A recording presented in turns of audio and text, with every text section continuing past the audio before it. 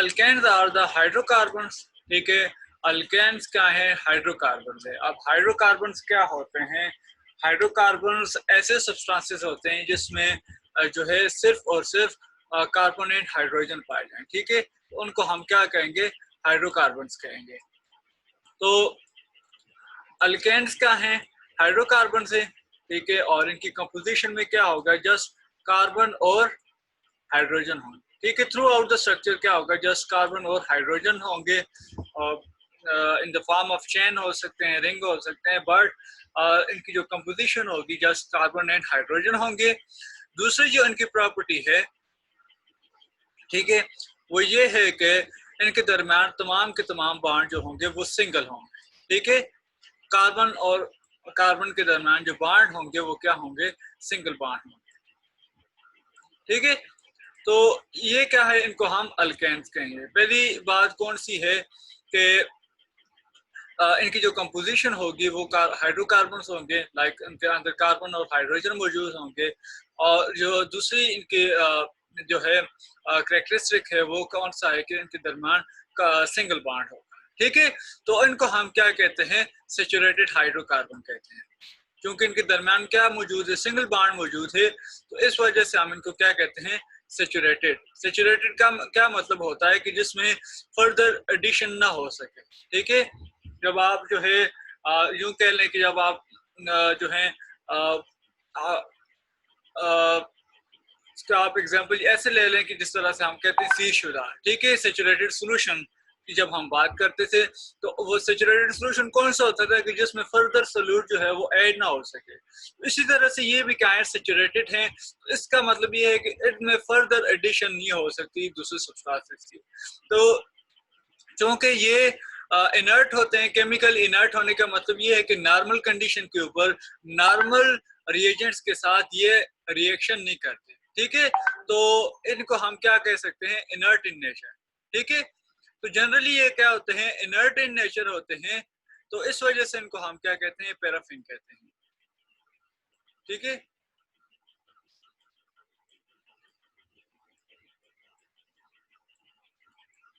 Para कहते हैं little को, ठीक है। इसका क्या मतलब है? लिटिल। और अफिनिटी का, एफिन का जो मतलब है वो क्या है? अफिनिटी, अट्रैक्शन, ठीक है। तो ये क्या होती है? लिटिल अट्रैक्शन होती है फॉर द रिएजेंट्स। तो इनकी वजह से इनको हम क्या कहते हैं? पैराफिन्स कहते हैं, ठीक है। तो क्योंकि इनके अंदर तमाम के तमाम बॉन्ड जो होते हैं वो सिंगल होते हैं और क्या होगा? इनके अंदर फर्दर एडिशन नहीं हो सकती। तो इस वजह से हम क्या कहते हैं? पैराफिन कहते हैं, ठीक है। पैराफिन का मतलब ये है कि ये इनर्ट होते हैं। नॉर्मल कंडीशन के ऊपर नॉर्मल रिएजेंट्स के साथ ये रिएक्शन नहीं करते, ठीक है। नॉर्मल कंडीशन का मतलब ये है कि लोअर टेम्परेचर के ऊपर जो है वो ये रिएक्शन नहीं करेंगे।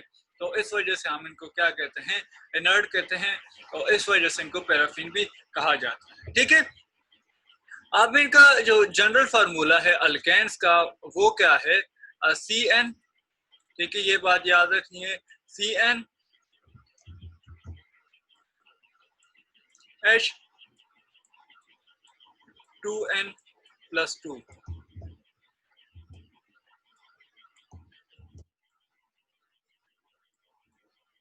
2N+2,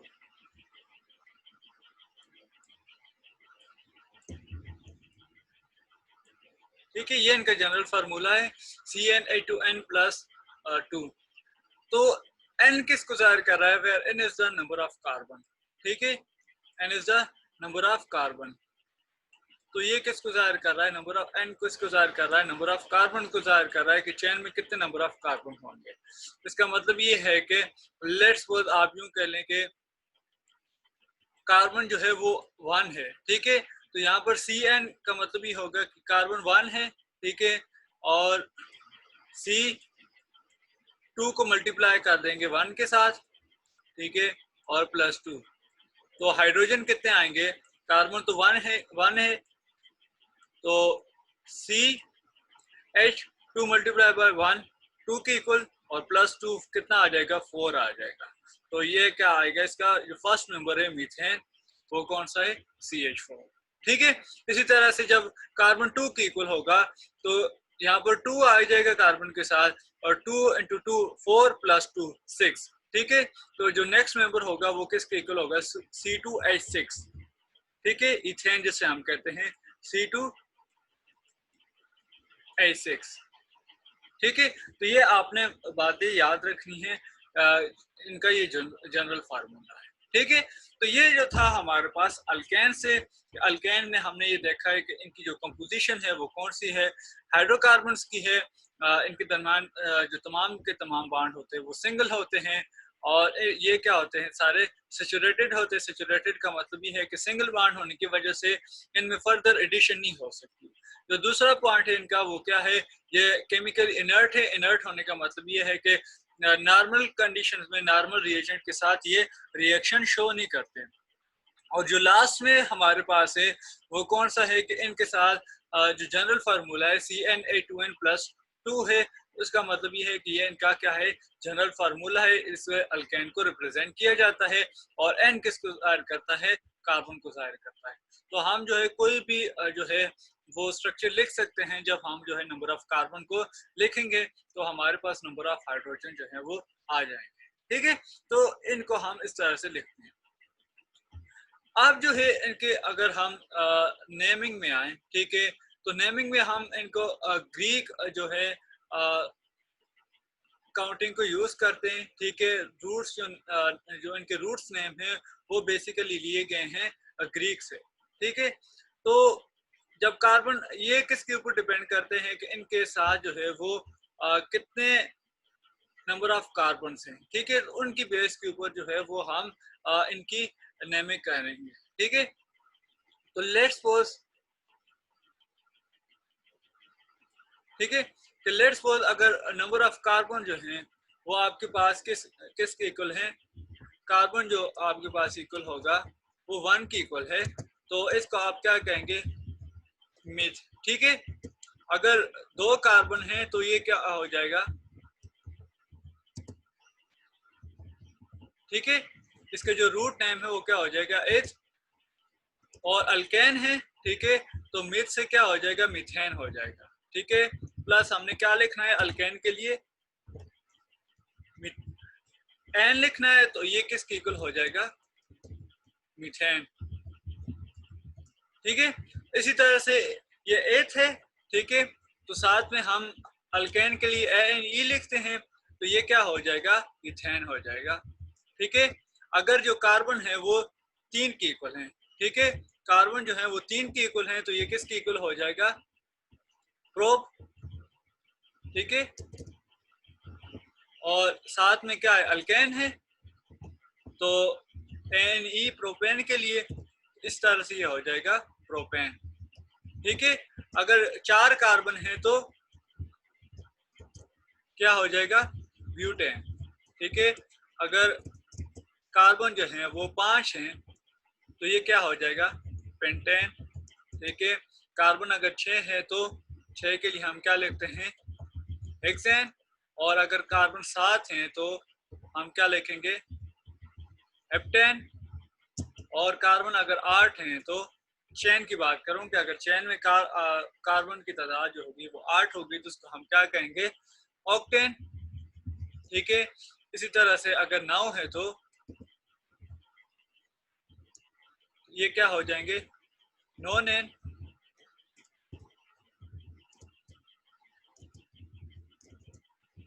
ठीक है, और अगर 10 होंगे कार्बन तो ये क्या हो जाएंगे, ठीक है।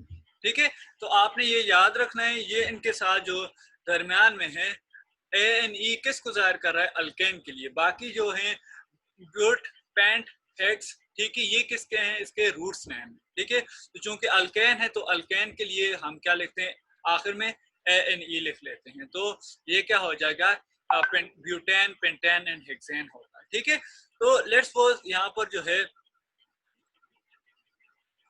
लेट्स सपोज यहाँ पर जो है मैं एक स्ट्रक्चर लिखता हूँ। ठीक है, आगे हम इनको डिटेल से देखेंगे, हाइड्रोकार्बन के चैप्टर में जस्ट जो है आपने इनको अभी से याद कर लेना है। ठीक है, इनको अभी से याद कर लें ताकि आपको कोई परेशानी ना हो, कोई दिक्कत ना हो। ठीक है, तो आपने ये जो 10 नेम है वो लाजमन आपने याद करने हैं। ठीक है, आपको आने चाहिए, ये इंतहाई इम्पोर्टेंट है। तो लेट्स वो ये जो है अब देखें इसमें कितने कार्बन हैं। ठीक है, ये चेन है। ठीक है, तो इस चेन के अंदर कितने कार्बन हैं? 4 कार्बन हैं। तो 4 कार्बन के लिए इसको हम क्या कहेंगे? क्योंकि यहाँ पर हाइड्रोजन है जो मैंने शो नहीं किए हुए और सारे के सारे सिंगल बॉन्ड है, तो इसका मतलब क्या है कि ये अल्केन है। तो ये फिर हम क्या कहेंगे? इसे ब्यूटेन कहेंगे, क्योंकि 4 कार्बन है इसमें। ठीक है, इसी तरह से ये जो हमारे पास स्ट्रक्चर है, इसमें 2 कार्बन है और कितने हाइड्रोजन है? यहाँ पर आप हाइड्रोजन भी गिन सकते हैं। कितने हाइड्रोजन है? 6 हाइड्रोजन है। ठीक है,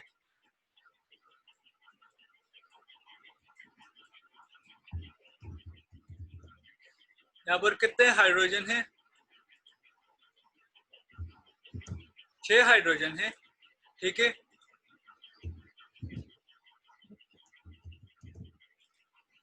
ठीक है, तो ये किसको जाहिर कर रहे हैं?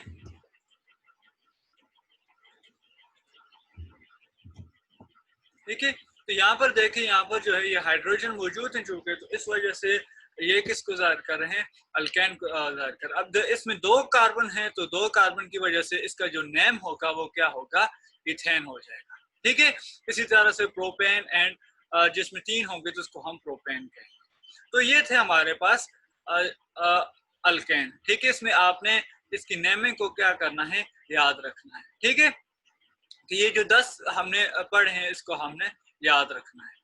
ठीक है, ठीक हो गया। तो ये हमारे पास अल्केन से